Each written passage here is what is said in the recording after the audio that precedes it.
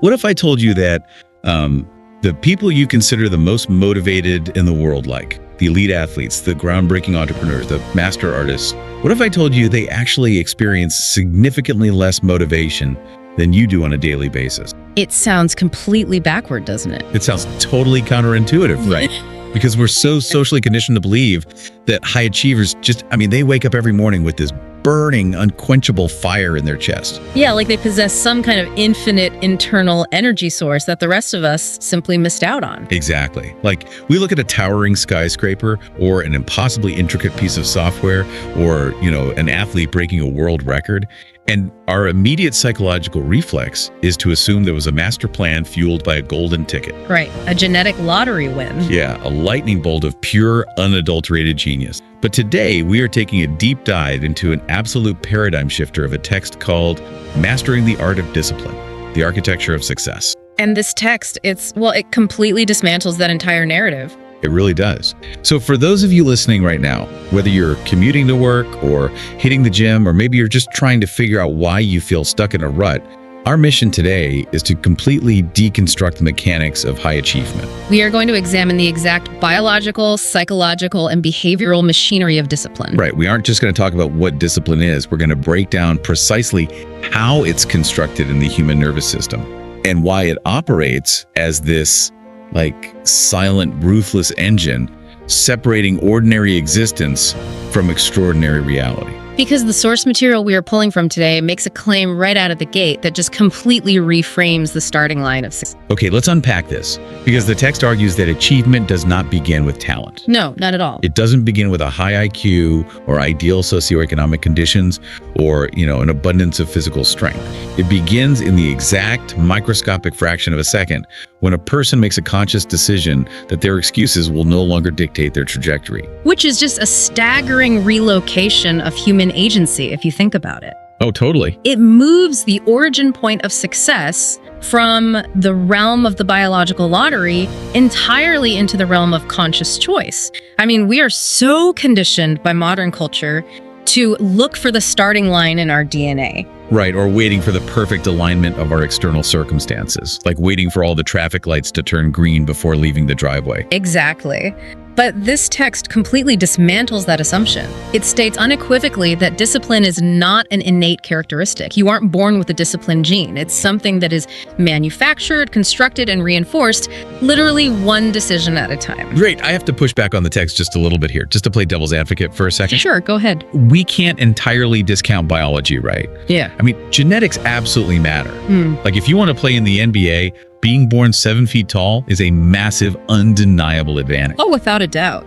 And some people are just naturally born with higher baseline levels of dopamine, which affects goal-directed behavior, or they have better executive function in their prefrontal cortex. Yeah. So doesn't the text risk, oversimplifying things by saying it's all just a decision? That is a crucial distinction to make, and I'm glad you brought it up. It's important to clarify what the text is actually arguing. Okay.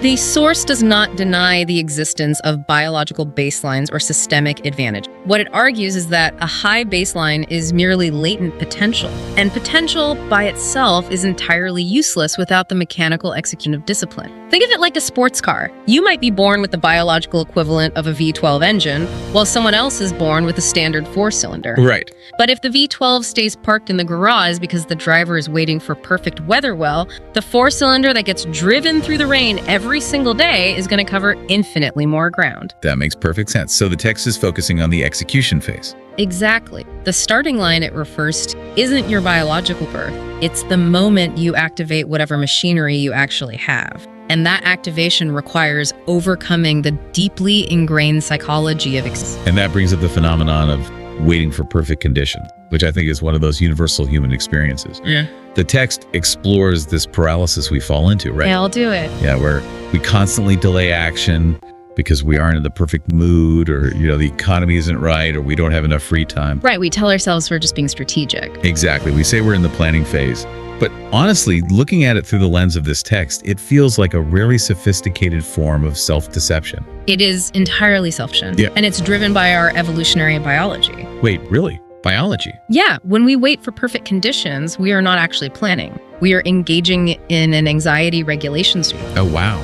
The human brain, specifically the amygdala, is wired to perceive uncertainty, friction, and change as potential threats to our survival. So it's literally a survival mechanism. Exactly. When you set a difficult goal, whether that's starting a business, writing a novel, or overhauling your physical health, you are introducing massive amounts of uncertainty and friction into your life. Right. Your brain's immediate primitive response is to avoid that friction, to conserve energy and maintain safety. So what does it do? It generates highly rational sounding. Like, the market is too volatile right now. Yes. Or, I need to research this for another 6 months before I take the first step.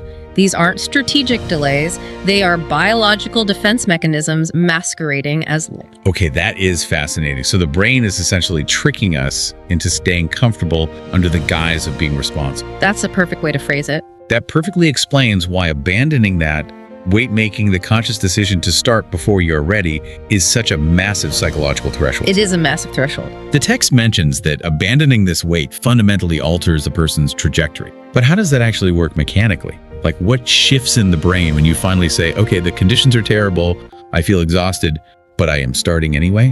What shifts is your locus of control. Locus of control. Okay, explain that. So in psychology, there is a concept called the locus of control, which dictates how much agency you believe you have over your life. Right. When you are waiting for the mood to strike or for external conditions to align, you are operating with an external locus of control. You are telling your nervous system that the outside world is in the driver's seat. Like your fluctuating biochemistry, or the weather, or the opinions of your peers. Exactly. These external variables are dictating your action. But the exact second you act in defiance of those conditions, you forcefully shift to an internal locus of control. Oh, I see. You are proving to your own brain that your internal will can override external resistance. You stop waiting for the world to grant you permission to act, and you begin generating that permission internally. Here's where it gets really interesting, though, because that internal generation brings us right into the core debate of the source material motivation versus discipline. Yes, the classic showdown. Because once you seize that internal control and decide to start, you need fuel to keep the machine running. Yeah. And our entire modern culture, like the self-help industry, social media algorithms, corporate wellness retreats, it's obsessively built around the concept of motivation. It really is. We are constantly searching for the next inspirational video, or the next hype track, or the next motivational speaker to give us the energy to do the work. Right. But the text treats motivation almost like a liability if it becomes your primary fuel source. If motivation is just the spark to start the engine, does the text suggest discipline is the actual engine itself? The text is highly critical of the modern motivation industry, not because motivation is inherently bad, but because it is biologically unsustainable. Unsustainable, okay. To understand why, we have to look at the neurochemistry of motivation. Motivation is heavily driven by dopamine. Okay, the reward chemical. Right. When you get excited about a new goal, let's say it's January 1st and you decide you are going to run a marathon, your brain releases a surge of dopamine. It feels incredible. You feel unstoppable. Exactly. But dopamine is a volatile, high-energy neurotransmitter. Your brain cannot sustain a highly elevated dopamine state indefinitely. It's biochemically expensive. Oh, so you literally run out of it. Essentially, yes. It's subject to a million microscopic variables, like how many hours of deep sleep you got, what your blood sugar levels are, whether you had a stressful interaction at the coffee shop this morning. So relying on motivation is like trying to power a cross-country road trip using only the starter motor of a car. Oh, that's a brilliant analogy. Right, because a starter motor draws a massive amount of electrical current from the battery to crank the engine over and get the pistons firing. It is powerful, and it is absolutely necessary for the first 3 seconds. Yes. But if you keep the starter motor engaged while you're driving down the highway, it will literally burn itself out, overheat, and destroy the electrical system. It would completely fail. Motivation is the starter motor. It provides the initial high amperage emotional spike to get you off the couch. But if you rely on it to keep you moving on a rainy Tuesday morning 3 months later, you're going to stall out completely. That is a phenomenal mechanical analogy, and it aligns perfectly with the neuroscience of discipline outlined in the text. Okay, so if motivation is the starter motor, what's discipline? If motivation is the starter motor, discipline is the alternator. An alternator, yes. Right. Once the engine is running, the alternator generates its own continuous electrical current from the mechanical friction of the engine itself. It is a self-sustaining loop. Wow.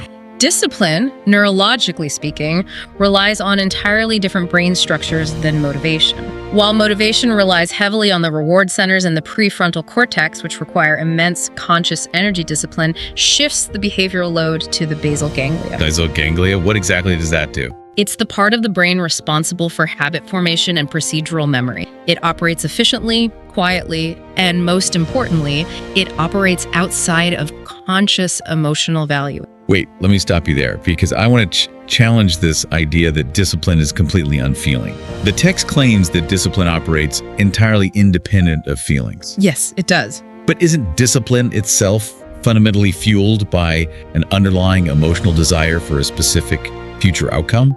Like if I hate running, but I force myself to run every morning at 5 a.m., I am doing it because I have a deep emotional desire to be healthy. Right. Or to prove something to myself, or to live long enough to see my kids grow up.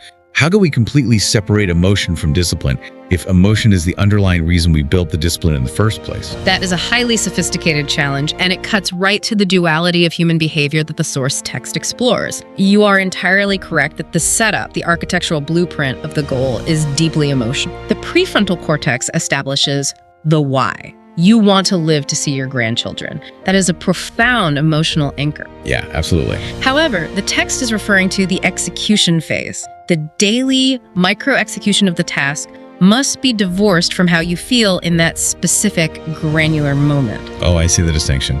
Because when the alarm goes off at 5 a.m., your immediate localized emotional state is likely misery, exhaustion, and a deep desire for comfort. Exactly. I want to stay in bed. If you consult your feelings in that exact moment, you will fail. Discipline is the cognitive ability to acknowledge that localized negative emotion, completely disregard it, and execute the behavior anyway. Wow. So you're relying on the structural pathway in the basal ganglia rather than the immediate emotional feedback loop. Precisely. It's the ability to subordinate the present feeling to the future vision. Yes. That is incredibly difficult because, again, we live in a culture that elevates immediate emotional comfort above almost everything else. I mean, the modern instinct is always listen to your body. Right. If you feel tired, rest. Yeah. If you aren't feeling inspired, take a mental health day.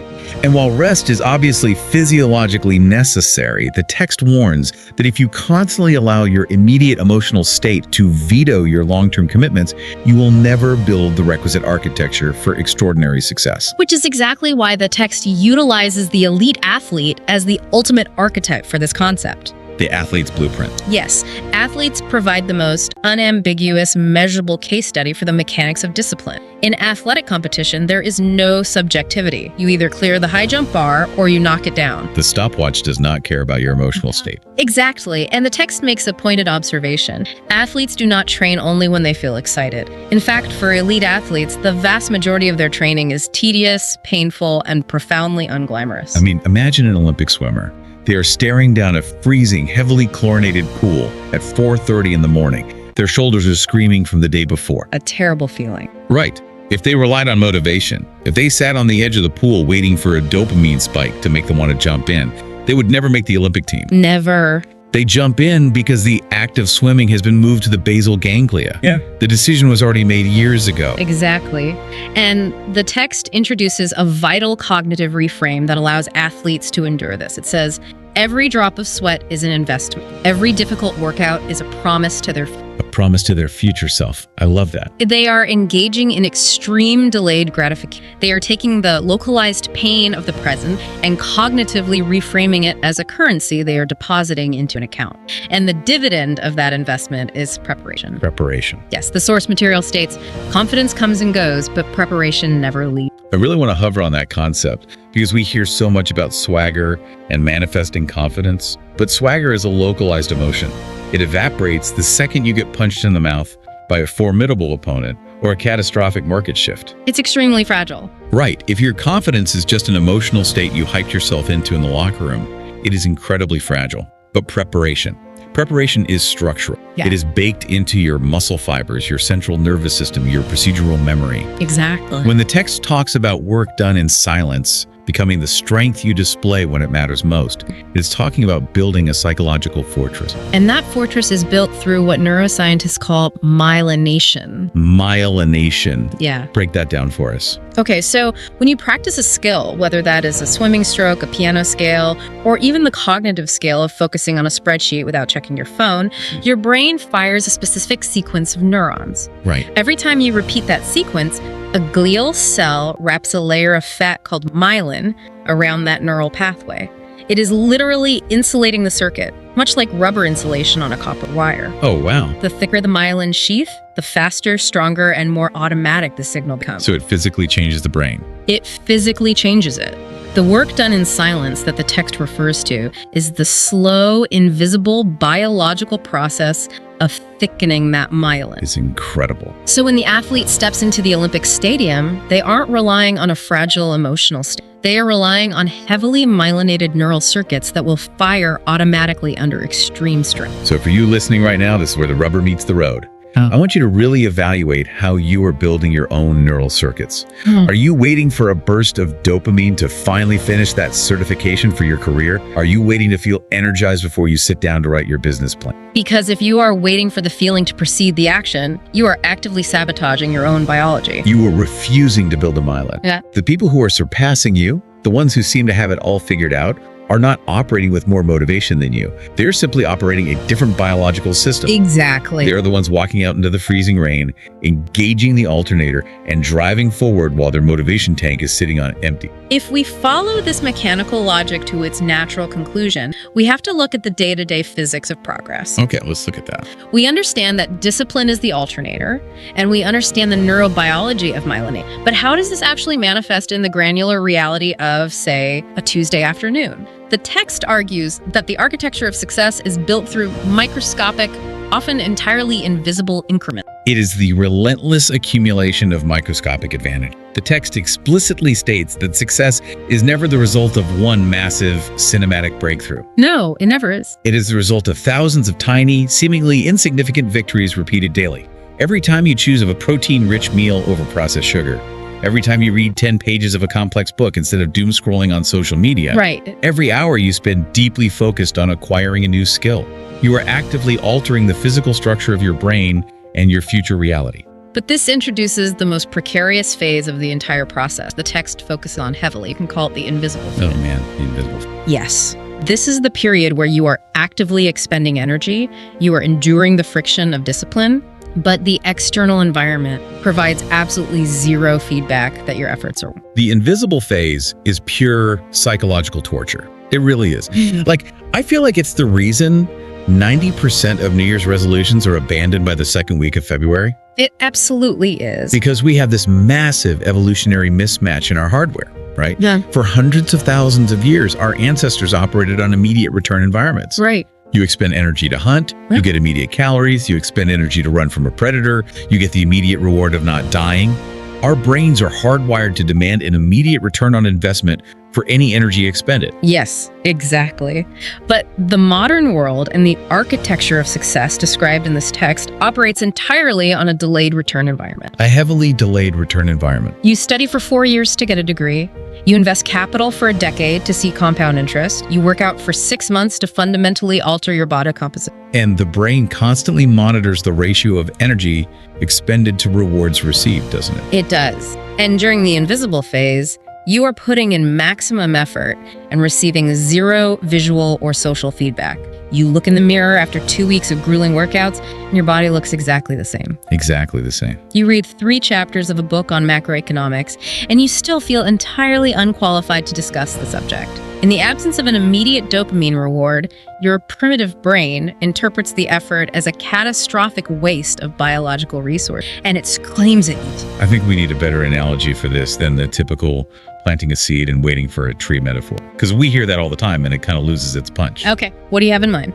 Let's look at it through the lens of structural engineering, specifically the process of curing concrete for a massive suspension bridge. Oh, I like. When engineers pour the concrete for the foundational pylons deep underwater, the casual observer looks at it the next day and sees absolutely nothing happening. It just looks like a gray static block. But inside that concrete, a violent exothermic chemical reaction is taking place. The compounds are bonding at a molecular level, generating intense heat. It takes 28 days for concrete to reach its structural cure strength. Right. If you get impatient on day 3 and you try to build the bridge deck on top of it because it quote unquote looks dry, the entire structure will violently collapse under the stress. That is a phenomenal mechanical metaphor for unseen character building. When the text says, just because you can't see progress doesn't mean progress isn't happening, it is talking about that internal molecular bonding. The exothermic reaction. Yes. Every disciplined action you take during the invisible phase is an exothermic reaction in your character. You are curing the foundation.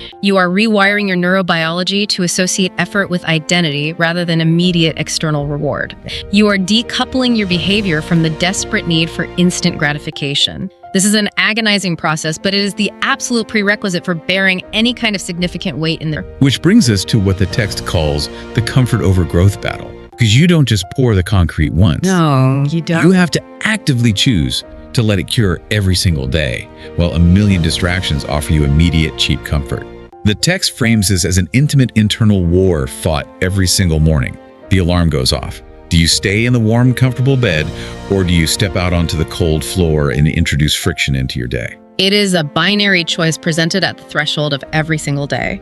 And the insidiousness of this battle is how harmless the comfortable choice appears in isolation. Right. Hitting the snooze button doesn't feel like a catastrophic failure. It doesn't. It feels like a minor indulgence. It feels like self-care. Yeah, exactly. But the text forces a macro perspective. It argues that these micro choices are not isolated events. They are votes cast for the trajectory of your identity. Your future is not created by the grand, sweeping visions you have while you are safely daydreaming. Your future is the mathematical sum of what you repeatedly execute in those microscopic moments of. So every time you choose to hit snooze or choose to watch another episode, instead of working on your side hustle, you are just taking a break. You are actively weakening the structural integrity of your discipline. You are. You are teaching your basal ganglia that comfort is the priority. Yeah. But let's be honest about the alternative, because choosing growth over comfort is brutal. It introduces immediate, acute discomfort. It does. And this is where the source material introduces a paradigm that I think completely shatters the modern self-help narrative. The text delves into the economics of pain. The economics of pain is arguably the most profound physiological and philosophical concept in the entire text. It states categorically, pain is part of every meaningful journey. There is pain in discipline and there is pain in regret. This is where I think society does us a massive disservice. How so? Because we are constantly marketed a frictionless existence, like get a six-pack with this 5-minute ab roller, or make passive income while you sleep with zero effort, learn a new language effortlessly. Right, the endless shortcuts. The entire consumer economy is built on the promise that we can achieve extraordinary results while completely bypassing pain. But this text throws a bucket of ice water on that delusion. It strips away the fantasy. It presents a stark biological reality. Yeah. You cannot avoid pain. Your only agency, the only real power you possess, is selecting the category of pain you are going to endure. It is a deeply stoic framework supported by modern endocrinology. Let's look at the biological reality of these two types of pain. The pain of discipline is what biologists call hormetic stress or eustress. Eustress, okay. It is acute, localized, and finite. When you lift a heavy weight, you are literally causing micro tears in the muscle fiber. That is damage. It causes inflammation and acute pain. Right, you're literally breaking the muscle down. Exactly. However, because it is an acute stressor, the body responds by overcompensating during the recovery phase, rebuilding the tissue stronger than it was before to prevent future damage. So it adapts. Yes, the pain of discipline forces structural adaptation. It is a constructive pain. It purchases capability, and capability ultimately purchases freedom. So the pain of discipline is an investment. It burns in the moment, like the mental exhaustion of trying to learn code, or the awkwardness of practicing a new language, or the lung-burning reality of a track workout. But it ends, and you are left stronger. Exactly. Now let's contrast that with the pain of regret, because they're fundamentally different experiences. Very different. The pain of regret is not acute, it is chronic. It is what we refer to biologically as allostatic load. Allostatic load, break that down for us. When you chronically choose comfort, and you slowly realize over years or decades that you are squandering your potential, it generates a low-grade, persistent psychological distress. This chronic distress elevates cortisol levels continuously. Oh wow, so you're just soaking in stress hormones. Yes. Unlike the acute stress of lifting a weight, which ends and allows for recovery, the chronic stress of regret never fully dissipates. It is a dull, heavy ache that degrades your mental and physical health.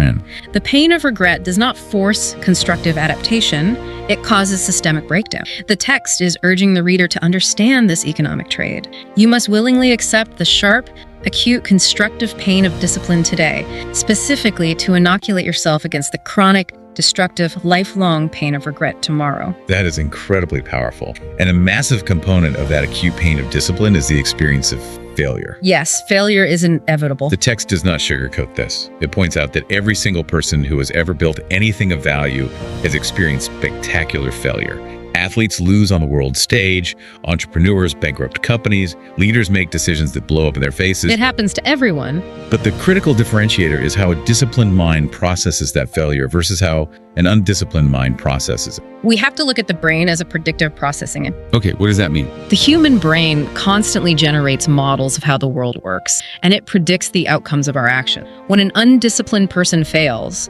they interpret that failure as an indictment of their identity. Like, my prediction was wrong, the outcome was bad, therefore I am inherently flawed. Exactly. They take the failure personally, and they quit to protect their ego from further damage. But the text says, failure is not the opposite of success. Failure is part of success. Every mistake teaches a lesson that success never could. Exactly. From a neurobiological standpoint, when a disciplined person fails, they experience what is called a prediction error. A prediction error. I love that term. They predicted that strategy A would result in outcome B. It didn't. The brain registers this prediction error not as an identity threat, but as crucial data. It's just data. Yes. A prediction error is the only mechanism by which the brain updates its internal models of reality. When you succeed, you don't actually learn anything new. You simply confirm that your existing model is correct. Wow. Okay. You only acquire new data. You only update your algorithms when you encounter a prediction error.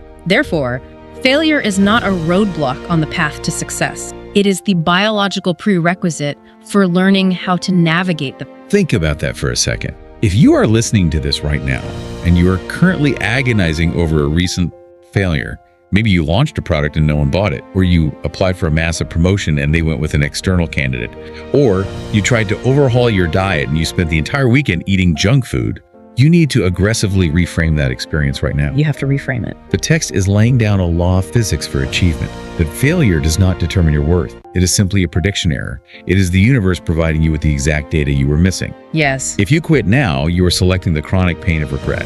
If you analyze the data, adapt your model, and step back into the arena, you are selecting the constructive pain of discipline. And engaging in that cycle, willingly taking on the pain of discipline, encountering the inevitable prediction errors, updating your models, and persisting, this process doesn't just move you closer to a specific goal.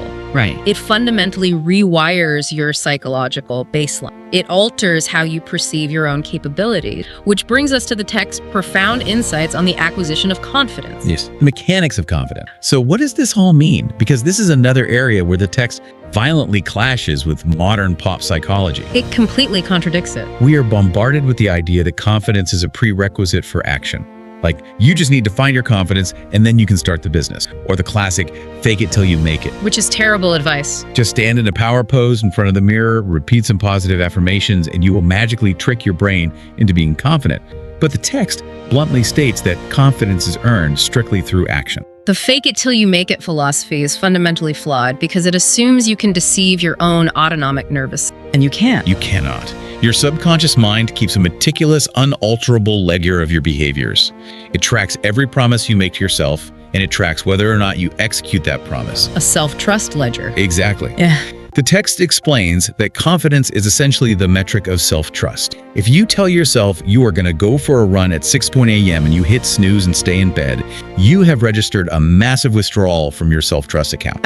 You have empirically proven to your own brain that your intentions do not match your actions. If you systematically break promises to yourself, how can you possibly experience genuine confidence? You can't. You can put on a loud, arrogant front for other people, but internally, your brain knows the truth. It knows you are a fraud. Real confidence, the kind of quiet, unshakable confidence that radiates from elite performers, is just a massive stockpile of kept promises. That's beautifully said. When you do difficult things over and over again, especially when you don't want to, you are making massive deposits into that ledger. You are proving to your nervous system that you are capable of executing under duress. This is essentially the mechanism of behavioral activation therapy. Oh, what's that? In clinical psychology, when treating certain types of depression or anxiety, therapists don't wait for the patient to feel confident or motivated before asking them to act. Right, because the feeling isn't there. Exactly. The action itself must precede the emotion. By engaging in the difficult behavior first,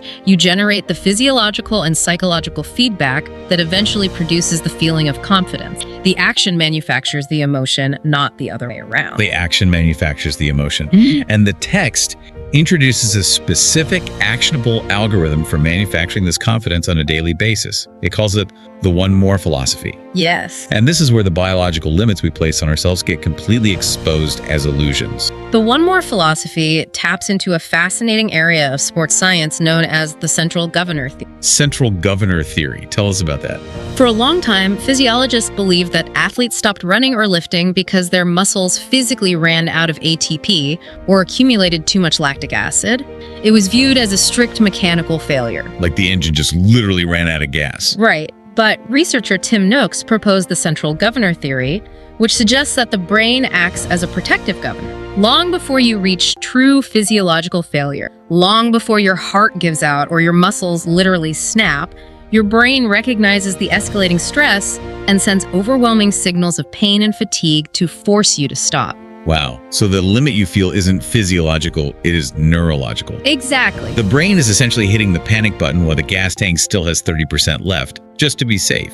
Anyone who has run a marathon or done a high-intensity workout knows this exact feeling. There is a moment where your lungs are burning, your vision narrows, and your internal monologue is screaming, "We are dying! You have to stop right now." Yes, the neurological panic attack. But if you somehow manage to ignore that panic attack and push through for another minute, suddenly your body adapts. You catch a second wind, and you realize you had significantly more capacity than your brain was letting on. That's the governor resetting. The text says, when the body says stop, the mind must say one more rep. By pushing for that one more rep, you are actively recalibrating the central governor. You are exposing the nervous system to a higher threshold of stress and proving that it did not result in death or catastrophic injury. Right. The next time you perform that activity, the brain will allow you to access a slightly larger percentage of your true physical capacity before sounding the alarm. The text beautifully extrapolates this physical phenomenon into a universal algorithm for all areas of life. Right. It doesn't leave this in the weight room. It says apply this to everything. Read one more page of the technical manual when your eyes are tired. Yes. Save one more dollar when you want to buy something impulsive. Stay focused for one more minute when you feel the urge to check your phone. Make one more sales call when you've been rejected all day. It is the mathematics of compounding marginal. The beauty of the one more philosophy is that it lowers the barrier to entry for transformation. How so? Well, you don't need to reinvent your entire existence in 24 hours. Trying to do so usually spikes the allostatic load so high that you collapse into burnout. Oh, like when people try to do 5 hours of studying on day one? Exactly. The text simply asks you to find your current perceived point of failure and extend it by a single microscopic increment. Day after day, those microscopic inks compound, radically expanding your capacity and thickening that myelin. But let's bring this back to reality for a second, because building this myelin, pushing past the central governor, making these daily deposits into the self-trust ledger, it requires intense, unbroken focus. It does. And we are attempting to execute this highly delicate psychological architecture in an environment that is actively, aggressively engineered to destroy focus. That's the modern. If discipline is a fortress, we are trying to build it in the middle of a continuous artillery bombardment. How does discipline function against modern distractions? This raises an important question, and it's the existential challenge of our era. The text addresses it with absolute clarity. The modern world operates on an attention economy. Right. Trillions of dollars of market capitalization are dependent on one thing: hijacking your prefrontal cortex and keeping you in a state of continuous, shallow distraction. Social media algorithms, infinite scroll interfaces, constant push notifications, these are not accidental nuisances. No, they're not. They are sophisticated, neurologically weaponized tools designed to extract your attention and convert it into advertising revenue. The text calls distraction a theft of potential, and I think we need to frame it as a literal economic tax. Think about it like an attentional tax that degrades your cognitive bandwidth. That's a very accurate way to look at it. Every time you are trying to write a report or read a book, or just spend quality time with your family, and you feel that phantom vibration in your pocket, and you pull out your phone to look at a 15-second video of a stranger, you are paying a massive tax. A huge tax. You aren't just losing 15 seconds. Psychologists talk about the switching penalty, right? Yes, the switching penalty. When you pull your attention away from a deep task to a shallow distraction, and then try to return to the deep task, your brain requires immense amounts of glucose and time to reestablish the neural context. You are constantly bankrupting your cognitive energy. The switching penalty is devastating to the architecture of success. High achievement requires sustained periods of deep work where neural circuits can fire continuously and adapt. Right. The distraction economy fractures your attention into useless shards. However, the text identifies a profound paradox here. What's the paradox? Because distraction has become the default state of the entire global population, focus has transitioned from being merely a good habit into an asymmetric competitive.